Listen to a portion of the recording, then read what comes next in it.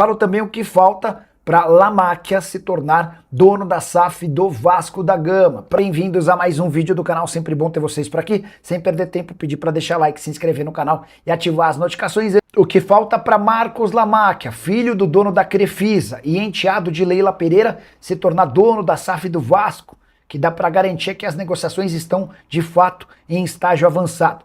As partes negociam nesse momento a assinatura de um memorando de entendimentos que permitiria ao clube chamar uma Assembleia Geral de Sócios para votar a venda da SAF Cruz Maltina. Importante registrar que, se aprovada pelos sócios, a SAF vascaína iria a leilão, mas tendo Marcos La Máquia como prioridade na compra. Operação que poderia gerar num investimento de 2 bilhões de reais ao longo dos 5 próximos anos. La Máquia está disposto a ficar com 70% a 90% das ações. Você pode estar se perguntando sobre os 31% que pertencem a 777. A empresa faliu e foi assumida pela ACAP. Existem duas alternativas para esse cenário. A primeira delas, de a Justiça dar um parecer a favor do Vasco, repassando esse percentual para o clube por conta da falência da 777. Mas existe uma outra negociação envolvendo o Vasco, La Máquia e a ACAP. As partes Vasco e La Máquia estão dispostos a pagar entre 60 e 90 milhões de reais para recuperarem os 31% das ações. A tendência é que esse acordo avance nos próximos dias, semanas e até a metade do ano tenhamos o Vasco com um novo dono. Há quem imagine, inclusive, que todos os últimos investimentos de contratações importantes já tenham participação do filho de José Roberto La Máquia. O pai, que é dono da Crefisa, monitorava a chance de investir no Vasco já há bastante tempo, ainda quando o Pedrinho era apenas um candidato à presidência. Num primeiro momento ele cogitou se tornar dono dos name rights de São Januário e depois até em se tornar patrocinador do clube. Repercussão entre dirigentes e conselheiros do Palmeiras ficou ruim para ele e para Leila Pereira. No fim das contas, o filho dele, Marcos La Máquia, é quem está mais perto de assumir o Cruz Maltina. Você gosta da ideia? Use o espaço para comentário e registra a sua opinião, beleza? Marcelo Gallardo, de saída do River Plate. É possível ele no Vasco? O nome dele foi abordado nas longas reuniões desta segunda-feira. Renato Gaúcho já foi contactado. Qual é o perfil para o substituto do Fernando Diniz? Bruno Lazzaroni vai comandar a equipe até domingo? Bom, direto e reto com o que apurei ontem, um dia de muitas reuniões, logo após a decisão do presidente Pedrinho comunicada na sala de imprensa, ainda no estádio Newton Santos, após a derrota para o Fluminense no primeiro jogo decisivo da semifinal do campeonato estadual, o Vasco começou uma série de reuniões, seus dirigentes, para buscar um substituto para o técnico Fernando Diniz. Eu vou jogar luz no que eu sei e nas informações que posso trazer para vocês, né, do que tem conhecimento. Respeito todas as apurações, mas a que eu fiz, com quem conversei, o cenário é o seguinte. O Vasco da Gama ontem fez uma série de reuniões, um dia inteiro de reuniões, de avaliações técnicas do elenco, tática e de possibilidades. A expressão que foi usada para mim é a seguinte: olha, estamos montando o perfil do treinador e cada característica está sendo adequada a esse Frankenstein, né, esse boneco que está sendo montado. Não há um nome especificamente, é o fulano, porque cada um tem a sua característica. Alguns nomes foram falados. Do Renato Gaúcho foi falado, do Leonardo Jardim foi falado, o Marcelo Gallardo foi falado sim. A notícia saiu, inclusive, no fim da noite de ontem, da saída dele do River Plate. Eu vou falar sobre isso daqui a pouquinho. E alguns outros nomes também foram cogitados. Perguntei sobre a atuação do Admar Lopes nesse cenário. E a informação que eu tenho é a seguinte: bom, ele vai a campo sempre depois da decisão tomada, né, principalmente com o orçamento em mãos, um orçamento desenhado pelo departamento financeiro da SAF, que hoje está a cargo da Álvares e Marçals, Álvares e Marçals é quem faz o orçamento financeiro junto do CEO Carlos Amodeu. aprovado pelo presidente Pedrinho, e aí debruçado nesses números, com o nome em questão, o Admar Lopes vai ao mercado. Em algumas situações, não é ele quem dá o start vem do departamento de scout. O scout do Vasco faz o mapeamento dos profissionais, jogadores que o Vasco pode buscar.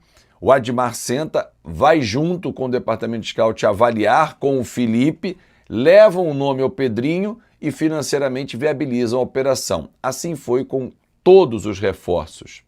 Segundo eu soube, a indicação do Andrés Gomes partiu do Admar Lopes.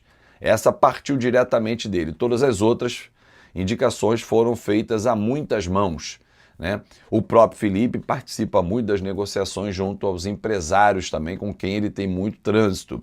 O Fernando Diniz participava, sim, ativamente. Os jogadores só vieram para o Vasco por conta do Diniz? Não necessariamente. Ele participou, mas ele não era o cara decisivo nas negociações, sim o projeto que o Vasco apresentava.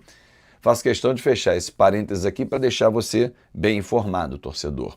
Bom, parênteses fechado, voltar aos treinadores.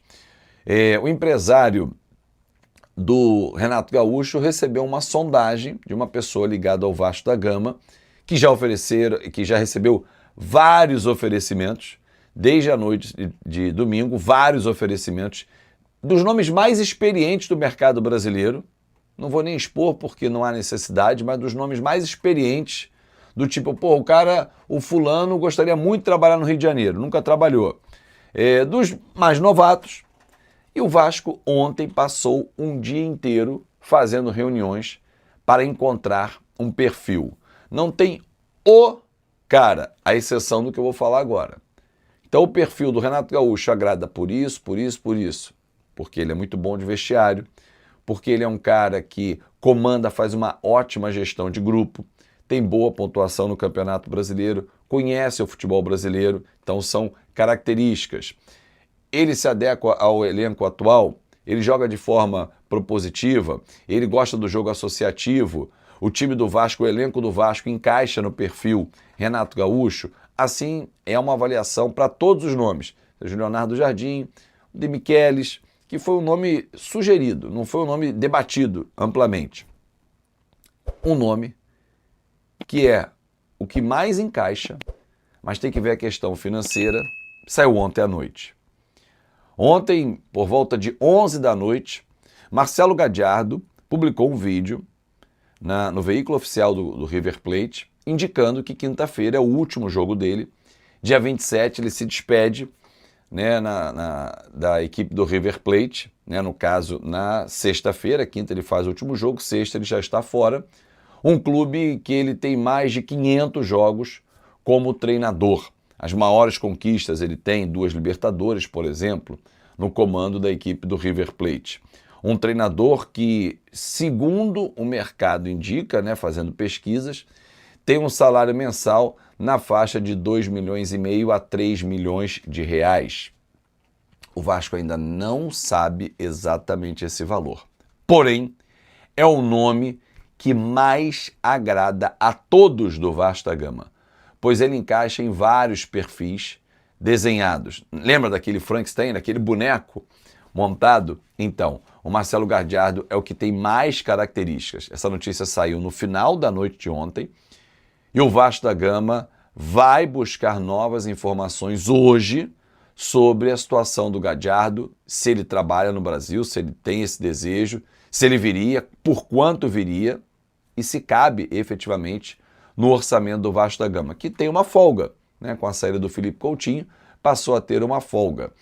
Marcelo Gadiardo é um jovem treinador, treinou apenas 3 clubes, né? O Nacional do Uruguai, o River Plate e o Al Ittihad, sendo que o River Plate, onde ele faz o maior período, né, de 13 a 21 na primeira passagem, 13 a 23, perdão, na primeira passagem, são quase 10 anos no comando do River, mais de 400 partidas, títulos importantes como Libertadores, ex-jogador do próprio River, aliás, um jogadoraço que nós enfrentamos na nossa Libertadores de 98. Enfim, Marcelo Gadiardo, o Vasco vai para cima. É um nome que o Vasco tem o maior interesse. Agora, vai encaixar no perfil, né, financeiro, né? Vai rolar a negociação? Será que ele não quer descansar nesse momento? Mas enfim, é um nome que agrada. Voltando ao Renato Gaúcho, houve a sondagem ao empresário dele, ao Gerson, que é conhecido como Gaúchinho, e a negociação ainda muito incipiente. Porém, conversei com uma pessoa ligada ao Renato que me disse o seguinte, falou, olha, pelo que conheço do perfil do Renato, acho difícil ele pegar um trabalho assim no meio já da temporada, né? Tá no início, ok? Março estamos chegando, mas um trabalho que já startou. Não sei se ele pegaria, não tem essa convicção. Renato que recusou o Vasco no início do ano. Então assim, só para deixar bem claro, não tem rodadas de negociação acontecendo, houve já uma sondagem sim, uma conversa preliminar. O nome do Renato é um nome que agrada, tanto que o Vasco buscou ele no início da temporada, mas com a saída do Gallardo do River Plate, esse sonho passa a ser possível, desde que tenha uma adequação salarial. 3 milhões de reais, inviável. Salário de Abel Ferreira no Vasco, hoje, impossível. Amanhã, com o Lamarck à frente, com a Leila Pereira comandando a SAF, se acontecer lá na frente, aí é um outro cenário. Mas hoje, no atual cenário da SAF do Vasco, com o Pedrinho no comando, não tendo recurso financeiro, em recuperação judicial, não é o caso. Agora, alguns detalhes importantes. Esse nosso vídeo está um pouquinho mais longo, mas acho que vale muito a pena a gente ir até o final, torcedor. O elenco está sob pressão agora. Coutinho foi embora para se tratar do problema de saúde mental, do estresse, do staff, que ele está... Ele está estressado realmente. Conversei com algumas pessoas do Vasco que me trouxeram detalhes, inclusive pós-Copa do Brasil, ele ficou muito chateado, queria ir embora. Mas assim, o que eu posso dizer para você é o seguinte, se o Diniz, e por quase todos os vascaínos, era apontado como grande erro no comando do time, ele não está mais. Bruno Lazzaroni comanda a equipe quinta-feira contra o Santos, na Vila Belmiro. Esse time precisa dar uma resposta. Contra o Fluminense, a tendência é que seja ele também, o time precisa dar uma resposta. Ah, Fábio, mas se o time começar a correr, jogar, fulano ou beltrano performarem, a avaliação será minuciosa. Se o jogador A, B ou C começar a performar na mesma função que exercia com o Diniz, opa, tinha corpo mole. Bruno Lazzaroni mudou o fulano de posição, jogou por outra função e está rendendo, realmente o Diniz não soube explorar o melhor do atleta.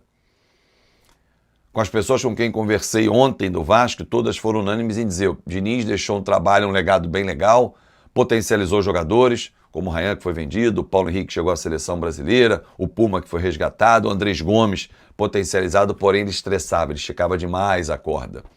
O cara já performava no seu limite, ele queria que ultrapassasse aquele limite. Isso cansou, e por isso os resultados passaram a não chegar. Então é isso aí, pessoal. Já que você chegou até aqui no vídeo, não se esqueçam de dar aquela moral, né? Se inscrevendo aqui no nosso canal, deixando um like, a opinião de vocês aqui nos comentários, galera. Vai nos ajudar bastante, né? Pra gente estar trazendo esses cortes aí do nosso Vascão todos os dias aqui pra vocês, pessoal. Rapaziada, então é isso. Esse aí foi mais um vídeo de hoje. A gente vai ficando por aqui. Um forte abraço a todos. Fiquem todos com Deus e até o próximo vídeo, galera. Fui!